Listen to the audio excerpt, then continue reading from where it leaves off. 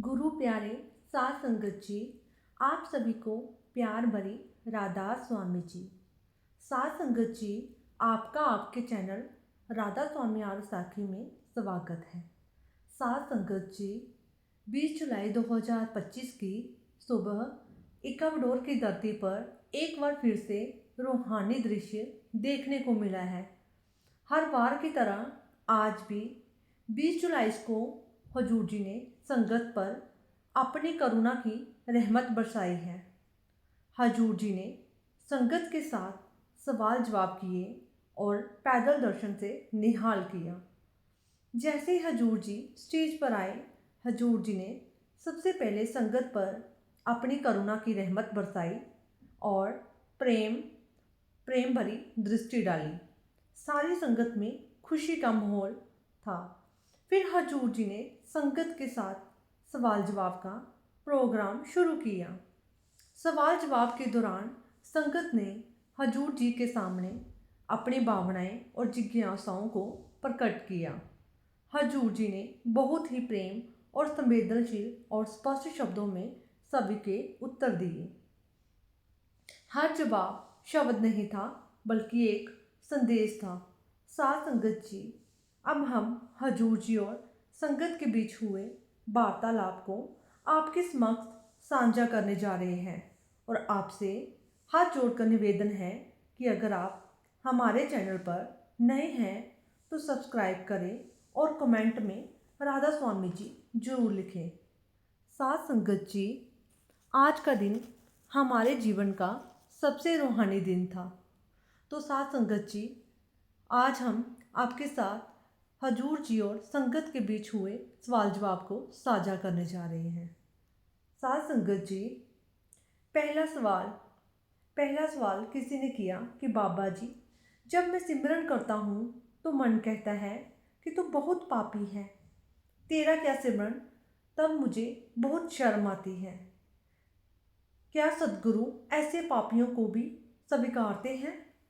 हजूर जी ने उत्तर दिया, बेटा, अगर सद्गुरु केवल पवित्र आत्माओं के लिए आए होते तो फिर हमें ज़रूरत ही क्या थी। उनकी सद्गुरु तो उनके लिए ही आते हैं जो अंधेरे में खो गए हैं, जहाँ गिर चुके हैं, जो खुद को लायक नहीं मानते। तुम्हारा मन तुम्हें रोकता है क्योंकि उसे डर है कि एक दिन जब तुम सच्चे होकर सिमरन करोगे तब उसका साम्राज्य खत्म हो जाएगा। सच तो ये है कि बेटा, जितना तुम टूटे हुए हो उतने करीब हो तुम उस करुणा में मुर्शिद के। तुम्हारा हर राम नाम तुम्हारे भीतर एक नई सुबह ला रहा है। तुम भले ना देख पाओ, लेकिन वह देख रहे हैं। बस लगे रहो, क्योंकि सद्गुरु पाप नहीं देखते, वे केवल और तुम्हारी तड़प ही देखते हैं और उसी तड़प से दरवाजे खुलते हैं। फिर अगला सवाल, बाबा जी, जब बहुत प्रार्थना करता हूँ तब भी ऐसा लगता है जैसे ऊपर से कोई जवाब नहीं आता। क्या वह हमें सुनते नहीं हैं? बाबा जी ने बहुत ही प्रेम और स्पष्ट शब्दों में उसे उत्तर दिया कि बेटा, जवाब हर बार आता है, मगर हम उस शांति में रहना नहीं सीखते जहाँ उत्तर सुने जा सके। हम तो अक्सर सवाल करके तुरंत उत्तर चाहते हैं, लेकिन ये रूहानी यात्रा का एक अंतर यात्रा है जहाँ जवाब शब्दों में नहीं, चुप्पियों में आते हैं। वे तुम्हारी हर प्रार्थना सुनते हैं, मगर जब तक तुम्हारा मन बाहर की आवाज़ों में डूबा रहेगा तब तक उनके जवाब कानों में नहीं, आत्मा से सुनने होंगे। जब तुम एकांत में टूटे हुए हृदय से पुकारते हो तो एक कंपन, एक सुकून, एक रोशनी तुम्हारे भीतर उतरती है। बस ध्यान दो, शायद वह उत्तर शब्दों में नहीं, अनुभवों में आ चुका है। अगला सवाल, हजूर जी, क्या हमारी आत्मा सच में सद्गुरु से जुड़ सकती है या सब बस मन की कल्पना है? हजूर जी ने बहुत ही प्यार से उत्तर दिया, बेटा, कल्पना वो होती है जो टूट जाए, पर आत्मा और सद्गुरु का रिश्ता ऐसा नहीं जो समय या सोच पर टिका हो। ये रिश्ता धड़कन और रोशनी से बना होता है। हर बार जब तुम प्रेम से सिमरन करते हो, हर बार जब तुम सेवा में लीन होते हो, तो तुम वह रिश्ता और गहरा करते हो। ये जुड़ाव मन से नहीं होता, ये आत्मा की पुकार और शब्द की मौन गूंज से होता है। और हाँ, कभी कभी जब तुम सच्चे सबसे अधिक अकेले महसूस करते हो, तब वह सबसे ज़्यादा तुम्हारे करीब होते हैं। उनकी मौन उपस्थिति ही सबसे ऊंचा उत्तर है। फिर अगला सवाल, बाबा जी, हजूर जी, कभी कभी ऐसा लगता है कि मैं गिर गया हूँ, मुझसे अब कुछ नहीं होगा। तब क्या सतगुरु भी हमें छोड़ देते हैं? उत्तर, नहीं बेटा। सतगुरु उस बाप की तरह है जो अपने गिरे हुए बेटे को देखकर और ज़्यादा प्रेम से भर जाता है। गिरना कोई हार नहीं है, गिरकर फिर खड़े होना ही तो रास्ता है। सतगुरु केवल उन्हीं को थामते हैं जो गिरे हुए हों। अगर तुम कभी गिरे तो घबराना नहीं। उनकी नज़र गिरने पर नहीं, उठने के प्रयास पर होती है। गिरना इंसान की कमजोरी है, लेकिन उठना आत्मा की ताकत है। और सतगुरु उस ताकत को हर रोज जगा रहे होते हैं। फिर अगला सवाल, बाबा जी, हम नाम ले लेते हैं लेकिन फिर भी मन के गड्ढे, बुराइयां, आदतें कम क्यों नहीं होती? उत्तर, बेटा, क्या तुमने कभी सूखी मिट्टी पर पानी डाला है? पहले वे पानी ऊपर ऊपर से बह जाता है, कुछ दिन बाद मिट्टी नरम पड़ती है, फिर धीरे धीरे पानी भीतर जाने लगता है। ठीक वैसे ही तुम्हारा मन वर्षों की आदतों और विकारों से सूखा पड़ा है। इसलिए सिमरन उसका उपचार है, लेकिन धैर्य चाहिए। हर बार जब तुम नाम लेते हो, एक परत घुलती है। हो सकता है तुम्हें दिखाई ना दे, पर वह सफ़र शुरू हो चुका है। सतगुरु कभी भी आधे रास्ते नहीं छोड़ते, केवल हम जल्दी थक जाते हैं। अगला सवाल, बाबा जी, जब मन इतना खींचता है, मोह इतना जकड़ता है, तो नाम का सहारा क्या सच में काम करता है? बाबा जी ने उत्तर दिया, बिल्कुल करता है बेटे। नाम वो ला है जो अंधकार में जलती है। भले ही तूफान हो, जब मन खींचता है तभी तो नाम की ज़रूरत होती है। अगर सब कुछ सरल होता तो फिर नाम लेने की क्या ज़रूरत थी? जब मोह जकड़े तो समझो ये तुम्हारे इम्तिहान का समय है। तब तुम्हें अपने भीतर उस एक नाम को पकड़ना है, जैसे डूबता हुआ तिनके को थाम ले। नाम कोई मंत्र नहीं, ये तुम्हारा आत्मा से गट लौटने का रास्ता है। जितनी बार पकड़े रहोगे, उतनी ही बार मुक्ति पास आएगी। फिर अगला प्रश्न, हजूर, अगर मैं गलती करता रहूं और फिर माफ़ी मांगता रहूं, तो क्या हर बार माफ़ी मिलती है? हजूर जी ने उत्तर दिया, बेटा, सतगुरु की माफ़ी कभी ख़त्म नहीं होती, लेकिन उसका दुरुपयोग मत करो। माफ़ी तब तक सुंदर है जब तक उसमें सच्चा पछतावा हो। हर बार गलती के बाद अगर तुम केवल माफ़ी को आदत बना लो, तो वह सतगुरु का प्रेम नहीं, तुम्हारा धोखा कहलाएगा। सतगुरु प्रेम करते हैं, मगर आत्मा को जगाना भी जानते हैं। इसलिए माफ़ी मांगो जरूर, मगर उसके साथ एक परिवर्तन का संकल्प भी लाओ। फिर अगला सवाल, बाबा जी, अगर कोई बहुत पीड़ा में है, दुख में है, तो क्या सिमरन उस पीड़ा को हटा सकता है? हजूर जी ने उत्तर दिया कि सिमरन का काम पीड़ा को हटाना नहीं, तुम्हें उस पीड़ा में मजबूत करना है। दुख मिट जाए ये जरूरी नहीं, पर दुख के बीच में तुम टूटो नहीं, ये नाम सुनिश्चित करता है। कभी कभी सद्गुरु पीड़ा को नहीं काटते, बल्कि वह तुम्हें ऐसा बना देते हैं कि पीड़ा तुम्हें छू नहीं पाती। फिर अगला प्रश्न, हजूर, क्या सेवा करने से आत्मा शुद्ध होती है? हजूर जी ने उत्तर दिया कि सेवा से केवल शरीर नहीं झुकता, अहंकार टूटता है। और जब अहंकार टूटता है, तब आत्मा अपने वास्तविक स्वरूप पहचानती है। सेवा वह आईना है जिसमें तुम्हें तुम्हारा सच्चा चेहरा दिखता है। इसलिए जब भी सेवा मिले, उसे अवसर समझो, क्योंकि उस सेवा में सद्गुरु तुम्हें झुका झुका कर ऊंचा बना रहे हैं। अगला सवाल, हजूर जी, सद्गुरु से प्रेम कैसे करें? हजूर जी ने बहुत ही प्रेम से उत्तर दिया कि प्रेम कोई सींचने की चीज़ नहीं, यह तो अपने आप घटता है जब तुम उनकी कृपा को अपने भीतर महसूस करने लगते हो। प्रेम तब नहीं होता जब तुम जुबान से कहते हो मैं आपसे प्यार करता हूँ। प्रेम तब होता है जब एक दिन सिमरन करते हुए आंखों में आंसू आ जाते हैं बिना किसी कारण के। जब उनका नाम लेते हुए तुम्हारा दिल कांपने लगे तब समझना प्रेम ने जन्म ले लिया है। तब तुम्हें कोई सिखाने की जरूरत नहीं, क्योंकि आत्मा खुद मुर्शिद की ओर चल पड़ेगी। फिर अगला सवाल, हजूर जी, जब मैं सत्संग में होता हूँ तो बहुत अच्छा लगता है, लेकिन घर लौटते ही फिर से वही दुनिया खींचने लगती है, क्या करूँ? हजूर जी ने बहुत ही प्यार से उत्तर दिया कि बेटा, सत्संग तुम्हें रास्ता दिखाता है और घर तुम्हारा कर्म क्षेत्र है। सत्संग में जो सुकून मिलता है वह एक झलक है, ये दिखाने के लिए कि असली घर कैसा है। मगर संसार भी तुम्हारी परीक्षा की जगह है। सत्संग से तुम्हें ताकत मिलती है जिससे तुम संसार के बीच में रहते हुए भी अंदर से शांत और जुड़े रहो। सच्ची साधना वही है जहाँ दुनिया तुम्हें झकझोरती है और फिर भी तुम भीतर सतगुरु से जुड़े रहते हो। फिर अगला सवाल, हजूर जी, क्या आत्मा रो सकती है? कभी कभी लगता है कि दिल के अंदर कोई चुपचाप रो रहा है। हजूर जी ने उत्तर दिया कि बेटा, आत्मा सदियों से बिछड़ी हुई है। वह कब की रो रही है? जब वह सदगुरु की शरण में आती है तब पहली बार उसे वह सच्चा प्रेम मिलता है जो शब्द में बंधा होता है। उस क्षण आत्मा रोती नहीं, बहती है सदगुरु की ओर। अगर तुम्हें भीतर कोई अनजाना दुख सताने लगे तो जान लो वह तुम्हारी आत्मा की पुकार है।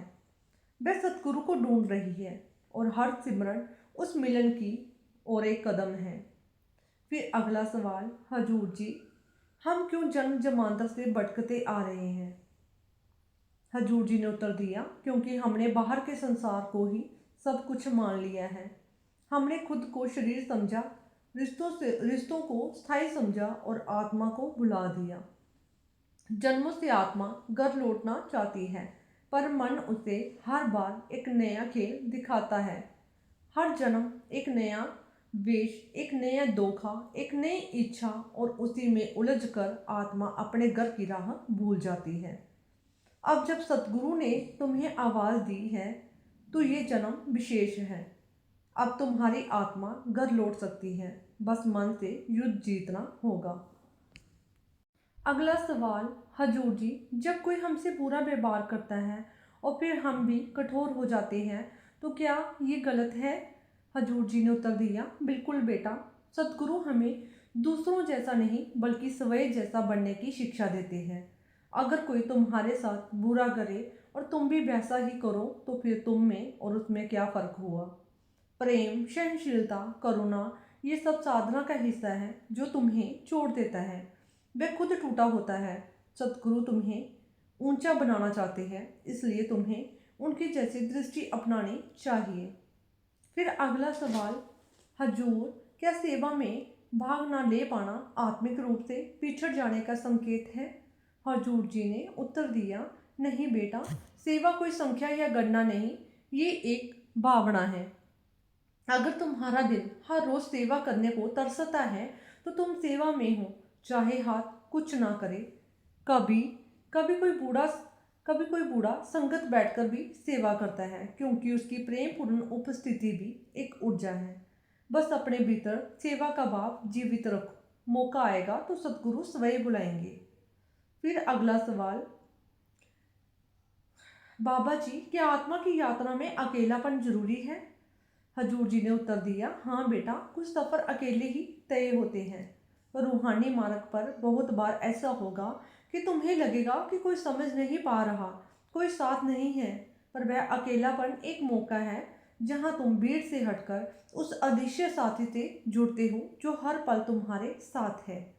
सतगुरु, जब तुम दुनिया दुनिया से हटते हो तब तुम भीतर से उनसे जुड़ने लगते हो। अकेलापन दरअसल भीतर भीड़ से छुटकारा है और सतगुरु की गोद में बैठने का निमंत्रण। फिर अगला सवाल, हजूर हजूर जी, क्या सतगुरु से प्रेम करना कोई व्रत या नियमों का पालन करना है? हजूर जी ने उत्तर दिया, नहीं बेटा, प्रेम बंदरों में नहीं बांधता। प्रेम तो वह सांस है जो बिना कहे बहती है, जो हर वचन में झलकता है, जो हर सिमरन में आंखें नम कर देती है। सतगुरु से प्रेम कोई किया गया कार्य नहीं, ये तो एक घटने वाली अनुभूति है। जब तुम उनके नाम में लीन होते हो, जब सेवा करते हुए आंखें भर आए, जब अकेले में उनका नाम लेकर दिल कांप जाए, वह प्रेम है। प्रेम नियम नहीं चाहता, वह संपादन चाहता है। फिर अगला सवाल, हजूर जी, जब सब कुछ आपके भरोसे छोड़ देते हैं तब भी मन क्यों डरता है?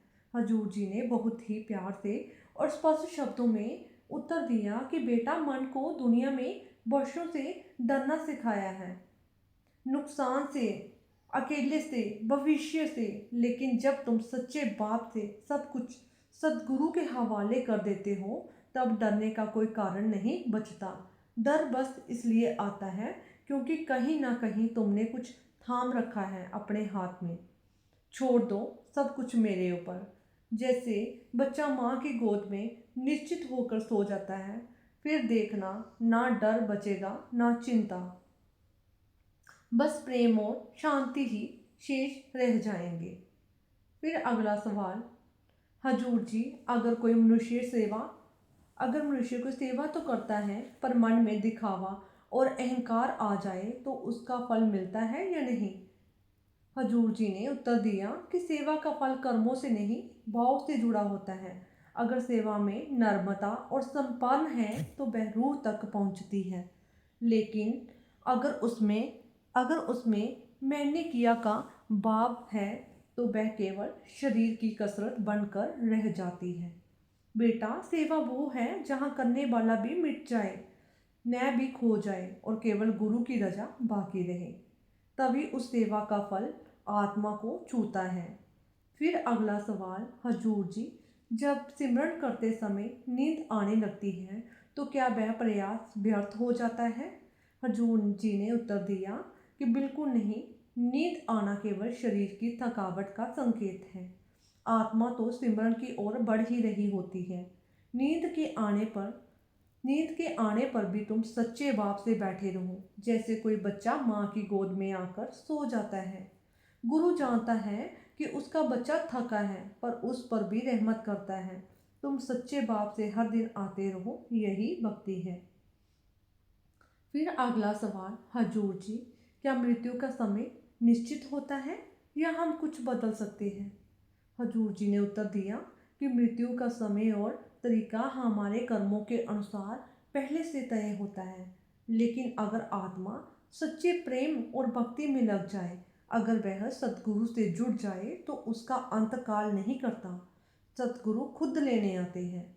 बदलता है सिर्फ तरीका, समय नहीं। लेकिन जो संत की निगाह में आ गया उसका अंत भी महापुरुष की गोद में होता है और वही जन्मों का मुक्ति द्वार बनता है।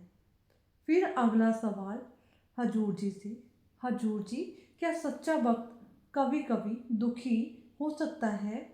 हजूर जी ने उत्तर दिया कि बाहर से देखकर लगता है कि वह भी दुख झेल रहा है, लेकिन उसके अंदर एक ऐसी शांति होती है जो उसे डगमगाने नहीं देती।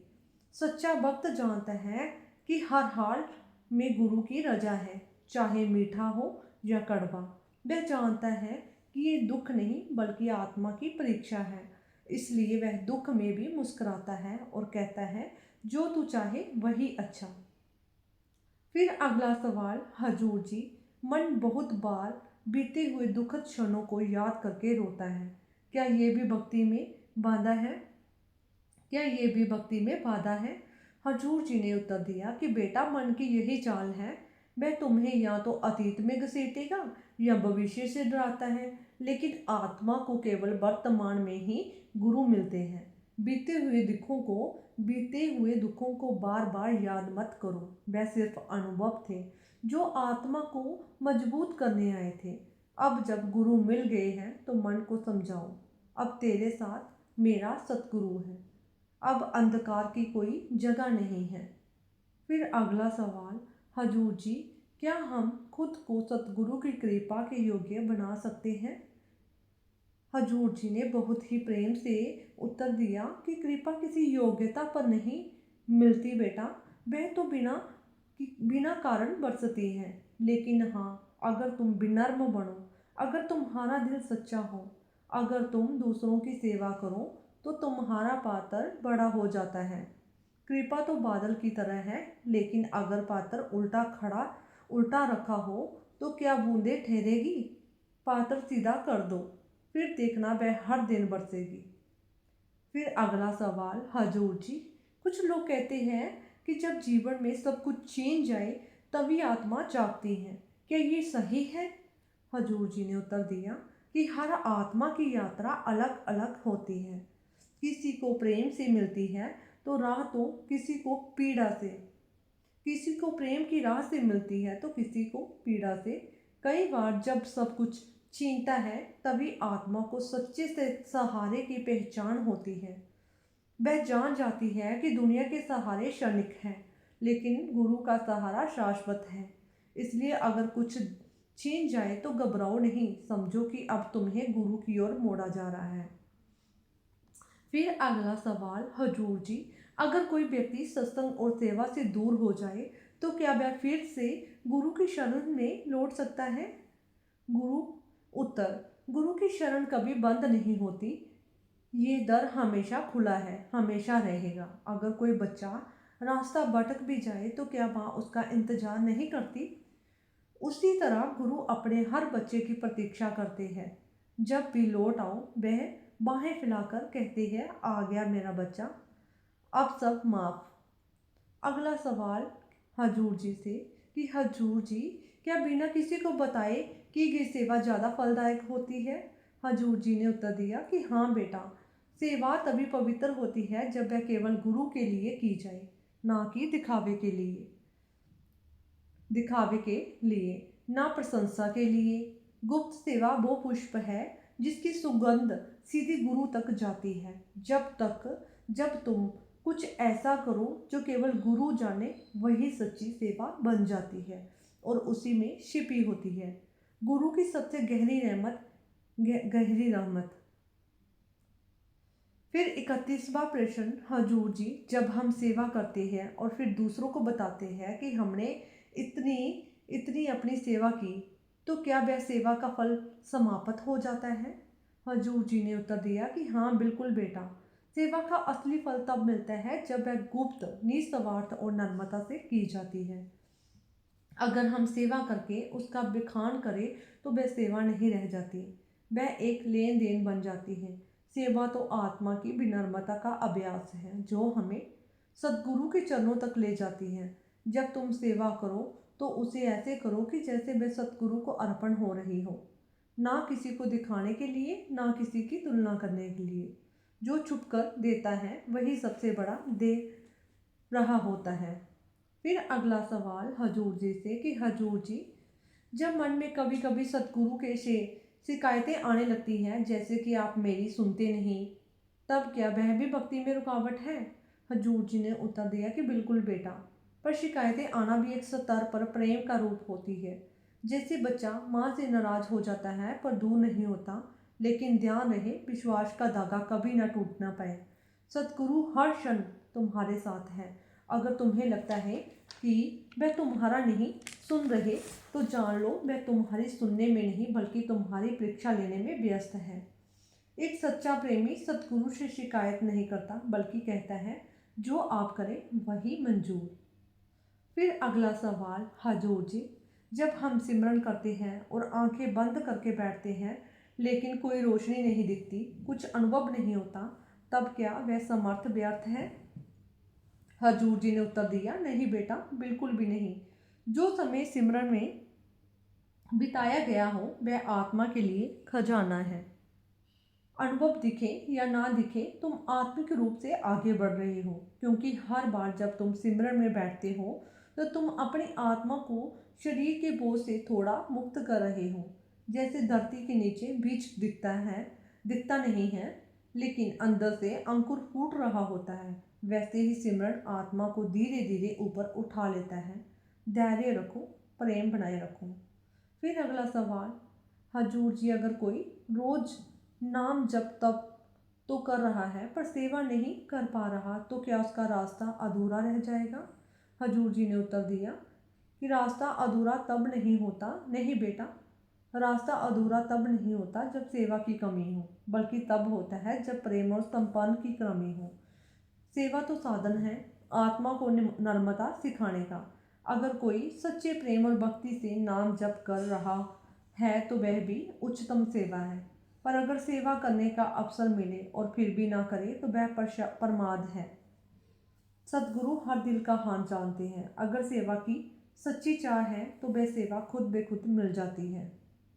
फिर अगला सवाल, हजूर जी, कई बार आत्मा भीतर से टूट जाती है, सब तरह से निराशा घेर लेती है, तब क्या करें? हजूर जी ने उत्तर दिया कि बेटा, जब आत्मा सबसे ज़्यादा टूटी होती है तभी वह सबसे ज़्यादा झुकती है और झुकी आत्मा ही सतगुरु के करीब होती है।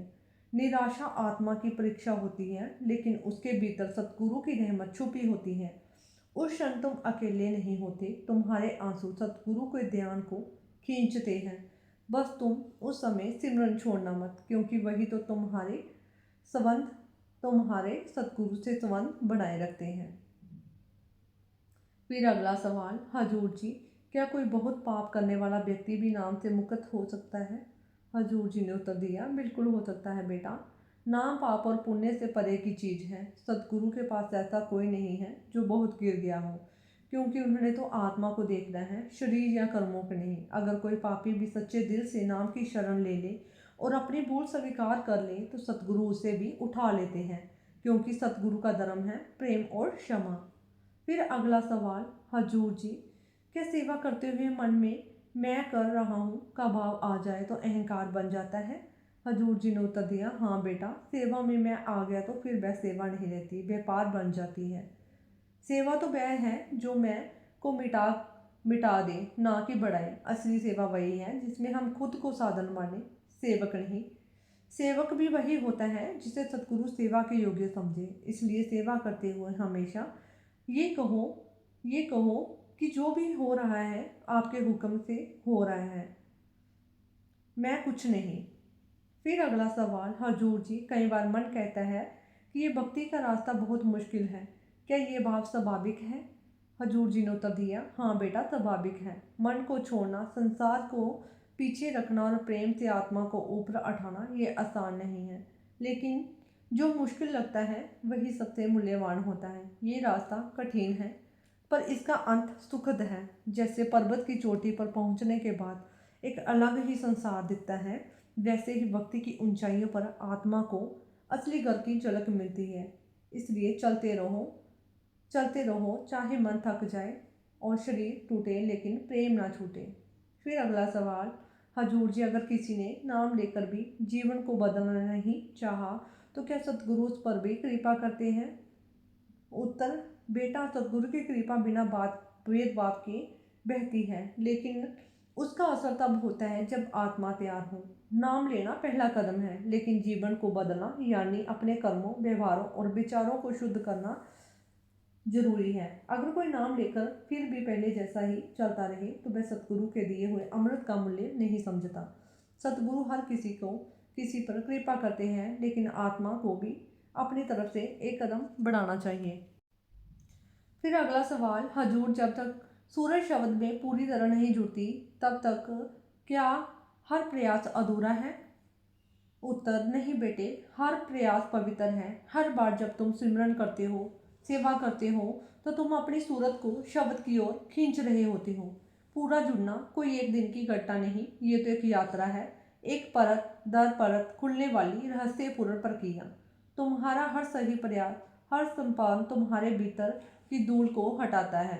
जब तैयारी पूरी होगी तब शब्द तुम्हें अपनी ओर खींच लेगा।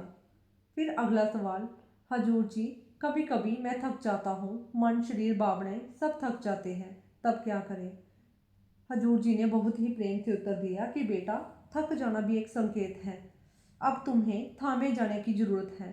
जब तुम अंदर से टूटते हो तब सतगुरु का प्रेम तुम्हें थामता है, बशर्ते तुम उसे पुकारो। थकावट कोई हार नहीं, ये आत्मा की आवाज़ है जो कह रही है अब मुझे अपने घर जाना है। उस क्षण सिमरन को पकड़ लो, जैसे डूबता कोई किनारे की नाव को पकड़ लेता है। मत डरो, सतगुरु तुम्हारे साथ है। जब तक तुम पूरी तरह गिर नहीं जाते वह तुम्हें खुद उठाते नहीं, लेकिन वह हर पल साथ खड़े होते हैं। अगला सवाल, हजूर जी, क्या रोते हुए सिमरन करना ज़्यादा असर करता है?